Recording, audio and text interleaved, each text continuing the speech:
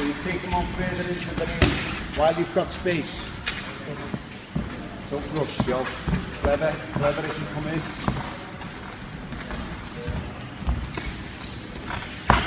Hands in position, Josh, ready to block. That's it. That's better, that's nice.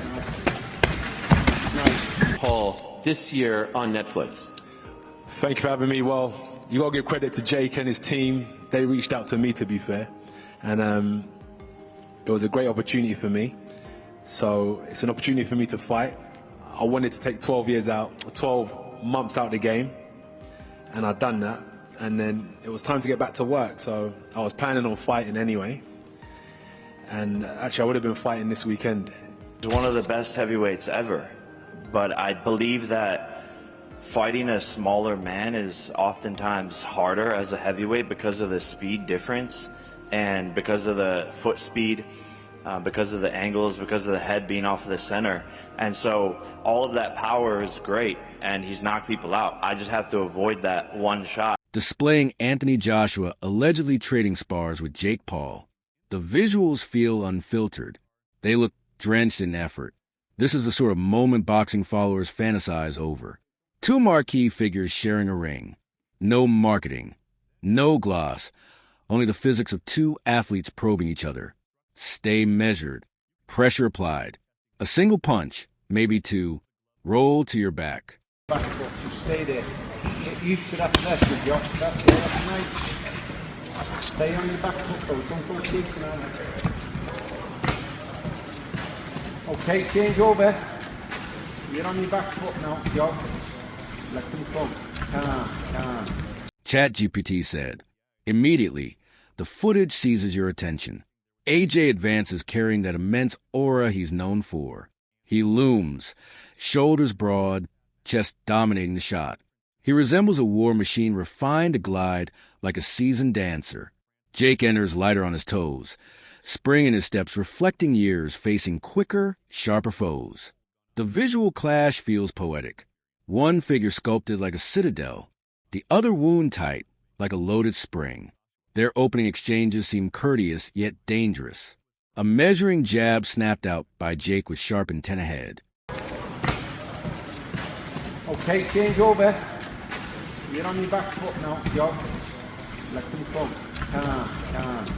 AJ answers with a patient right hand, precise and heavy enough to fold sheet metal clean in half, and in that moment the rhythm of the spar changes. Voices echo from the corner, corrections cutting through the air like commands on a battlefield. This isn't wild or frantic work. It's organized, controlled, two professionals studying each other like chess masters with gloves.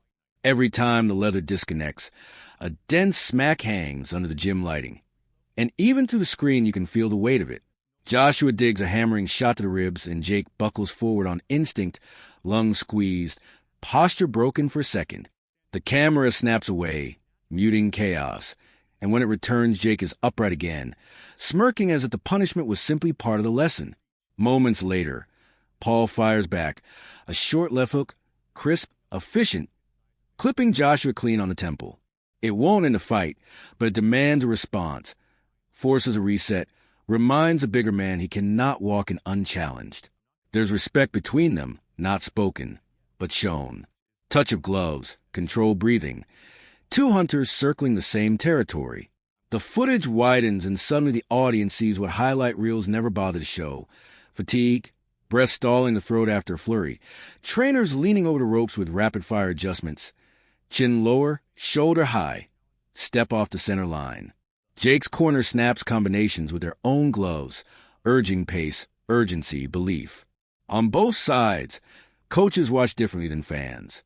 They don't see spectacle, they see data. Who leaves a lane exposed after jabbing? Who drops the right hand when tired? Who exhales with their guard open after pressure? Every tiny habit is a blueprint for the night everything matters. And that is the danger. What fans celebrate could become a fatal pattern under the lights. Because yes, size matters. And Jake Paul is walking into a mountain. This unlikely matchup only came to life after Netflix scrapped Paul versus Gervonta Davis on November 14th. Citing severe safety risk, a lightweight champion at 135 pounds against a naturally bigger man. Regulators stepped in. Sanctioning fell apart. Atlanta collapsed. Miami became the new battleground. And with Davis gone, Paul turned toward a different kind of storm entirely. Anthony Joshua, a heavyweight giant carved from years of the pinnacle of the sport. Jake is 6 feet 1 inch, a cruiserweight by nature, flirting with the upper edge of 200 pounds. Joshua is 6 feet 6 inches, a towering figure who has lived in the heavyweight division for nearly a decade. In recent outings, he weighed 251 against Otto Wallen, 252 against Ngannou, 252 against Du Bois. When 82-inch reached that swallow space before his opponent even thinks about stepping in, even if capped at 245 on weigh-in day, Joshua remains a skyscraper staring down a man still learning how to climb. On his YouTube channel, Jake fired back at critics who demanded legitimacy. Fight a real boxer. Fight someone your size. Fight a champion. He claims he listened, then doubled the challenge. Twice the size. Twice the threat. Not naive, but daring. He understands the gamble. Gone are the early days padded with MMA names and aging veterans. Now he squares off with a 2-time unified heavyweight champion, an Olympic gold medalist, a man who has ended nights with a single punch and a silent arena to follow. Paul admitted the truth. When AJ was winning gold, he was filming vines in high school. He confessed a fear openly, but refused to bow to it.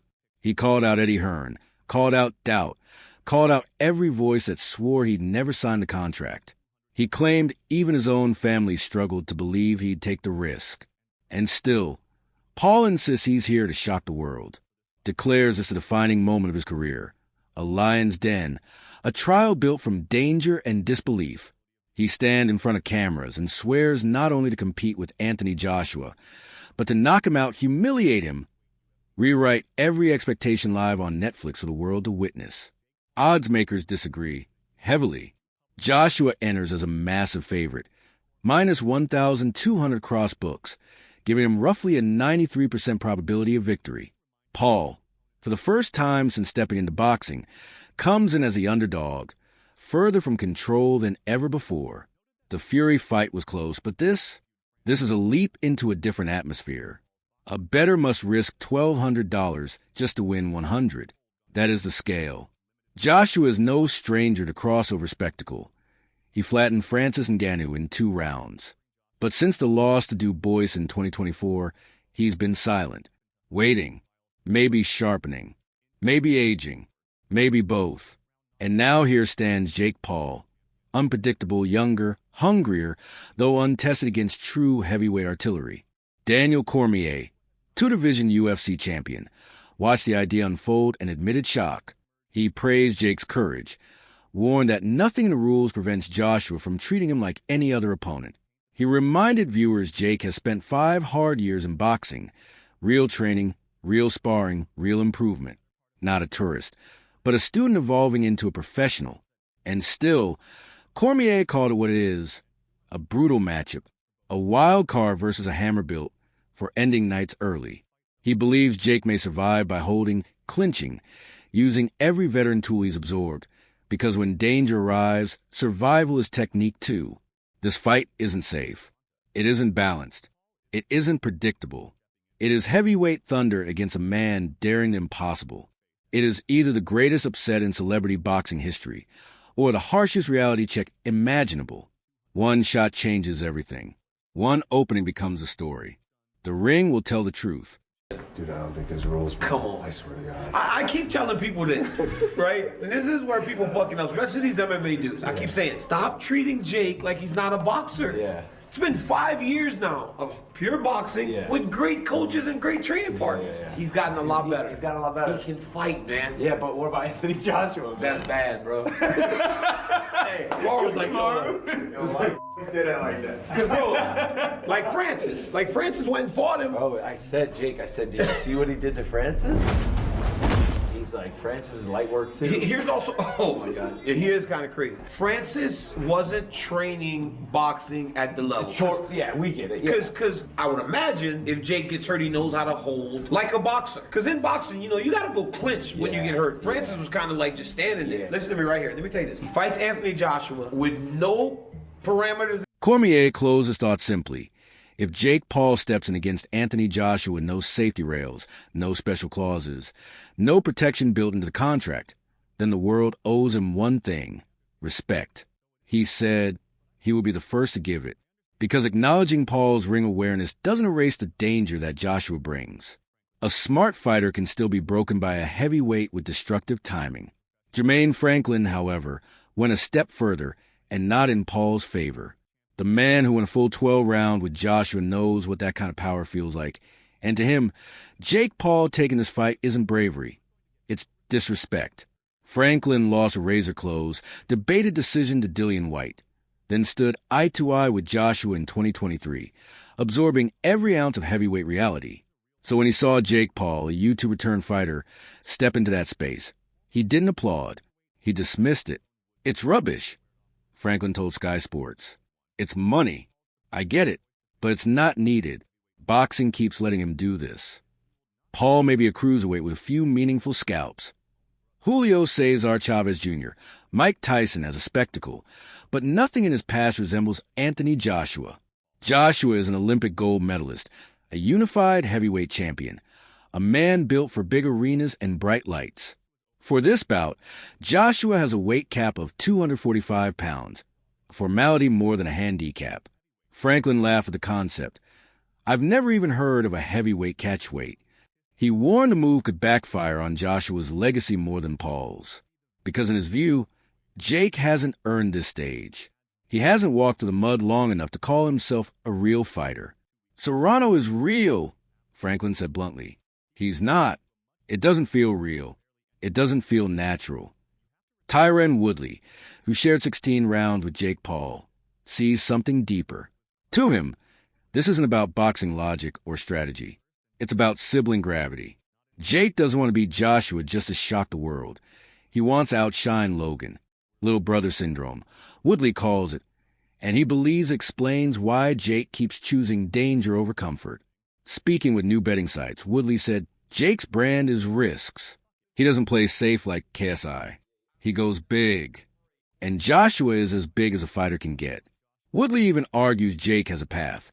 Joshua's chin, historically vulnerable, could be the key. Confidence, if mishandled, is fatal in heavyweight boxing. And while Jake is a massive underdog on paper, Woodley refuses to bury him entirely. Every heavyweight falls the same way. One punch. Debate rages globally. Is this boxing or spectacle? Courage or chaos dressed as ambition? Jake Paul is testing the thickness of the sport's walls. He doubled down. He took this on 2 weeks' notice. That's insane. While others would have replaced Tank Davis with a safer name, Paul jumped toward a storm. Woodley remembers the days when Logan was a star, and Jake stood on the sidelines, literally, at celebrity games in L.A. But when boxing entered their lives, Jake flipped the script. He said, fuck it, and began fighting real competitors. And that is where the divide formed. Woodley believed that as long as Jake pushes toward the ending he imagined for himself, his legacy stays intact. The same goes for Joshua, only he knows how his story finishes. Woodley even admits Tyson versus Paul felt bigger, because a 1% chance of prime Tyson returning would have been biblical. But today, every fight carries danger. Ruiz and Ngannou, both were underestimated. Ngannou is powerful but slow. Jake is faster, riskier, unpredictable with real pop in his hands. Not refined, not perfect, but dangerous when ignored. Woodley's warning is simple. Don't mistake technique gaps for guaranteed defeat. Fury beat Jake not with power, but with pace, jab, movement, rhythm. Joshua could replicate that, or he could walk into a moment that changes the world. And then came the wild card, Turki Alashik. The Saudi boxing chairman openly said he wants Joshua to knock Jake Paul out, clean, not decision, not competitive. A knockout. If Jake somehow wins, then Joshua is finished, and Jake deserves a ranking. Analysts see a first-round stoppage as possible, even likely. But heavyweight prospect Lawrence Oakley disagrees. He sees a chance this fight goes deep. Because if Jake lands early, everything changes. Fear shifts. Confidence transfers. Fire meets gasoline. And that is boxing's cruel beauty. One mistake is history. One punch is legend. I think, hats off to both of them for getting very well paid. I do want to go in and work with Jake Paul in preparation for this fight and preparation for mine. It'll be good to. I need to know what he sees that makes him think this is a good idea. That's one I'm very difficult to know. And then number two, it's like I want him to feel what it's like to be in there with a big, strong, world-class heavyweight before the day, because I don't want him to get hit with the first jab and it's a whole new sensation. So, and you never know. You know, I think there's some game plans that he could cause a bit of trouble. Do you know what I mean? But there's three I see. One of which is, bear in mind, AJ is not a I'm gonna come out and get this over in 1 round kind of guy. He does do it, don't get me wrong, but that's based off of other people's work. So when you see AJ versus Ngannou and him were having a fight before AJ started landing the great right hands. I think credit goes to both men. They're well paid and stepping into something enormous. I actually want to go and work with Jake Paul myself, both for his preparation and for mine. I need to understand what he sees that makes him believe this fight is a smart move. That genuinely interests me. And secondly, I want him to feel what it's like to stand across from a big, strong, world-class heavyweight before fight night. The last thing you want is for him to eat that first jab and suddenly realize he's in a completely different universe. There are game plans he could use that might cause Joshua some problems. Not many, but a few. And people forget, AJ isn't always a guy who comes out hunting for a first-round finish. He can do it, and he has, but usually it's a consequence of the work happening in front of him. Look at the Ngannou fight. They were exchanging. They were both in it. And only after that did Joshua find the timing, land the right hand, and end it. I think credit goes to both men. They're well paid and stepping into something enormous. I actually want to go and work with Jake Paul myself, both for his preparation and for mine. I need to understand what he sees that makes him believe this fight is a smart move. That genuinely interests me. And secondly, I want him to feel what it's like to stand across from a big, strong, world-class heavyweight before fight night. The last thing you want is for him to eat that first jab and suddenly realize he's in a completely different universe. There are game plans he could use that might cause Joshua some problems. Not many, but a few. And people forget, AJ isn't always a guy who comes out hunting for a first-round finish. He can do it, and he has, but usually it's a consequence of the work happening in front of him. Look at the Ngannou fight. They were exchanging. They were both in it. And only after that did Joshua find the timing, land the right hand, and end it. Go in and go double jump, uppercut, left hook to the foot, and rip into people. He likes to box. He's a natural boxer. So I think he's gonna be just going through stuff. He hasn't been in the ring for over a year. He's gonna be, popping jabs, slipping, showing a bit of skill. I think if you're Jake, you do that with him, right? You do that with him, and then when you throw your hard shot, you do it once, you get one chance. You do it once in a fight, you do it absolutely everything you have, and you hope that something happens. Because if nothing happens, it's a hard night for you, I'll be honest with you. But if you land it and get a moment, anything. December 19th now holds the attention of the sport. One of the most polarizing matchups of the year, built on size, ambition, power, and disbelief. Most fans think Paul has bitten off too much. Joshua stands 5 inches taller, naturally 50 pounds heavier, unless Jake bulks to the 227 he carried for Tyson, and carries a lifetime of ring experience the YouTuber-turned-contender doesn't yet possess. Critics can't claim Joshua is washed or ancient. He's only 36, still younger than many active heavyweights. If his prime is fading, his power certainly isn't. His knockout of Francis Ngannou in March 2024 proved that cold. Oakley, a true heavyweight and WBC #1 contender who has sparred both men, says he's not picking Paul to win, but he does believe Jake can make Joshua uncomfortable. Problems begin, he warned, if Paul has any success early against the 6 feet 6 inches, 250-plus pound veteran, because if he touches Joshua, even lightly, Joshua will answer. He admitted the gap in size and skill is enormous, almost absurd, but boxing has written stranger stories. So the world waits. When asked whether he expects Joshua to end in the opening round, Oakley shook his head. He doesn't see a 30-second right hand ending this instantly. But if Jake lands something meaningful first, the fight changes, and Joshua will be forced to react.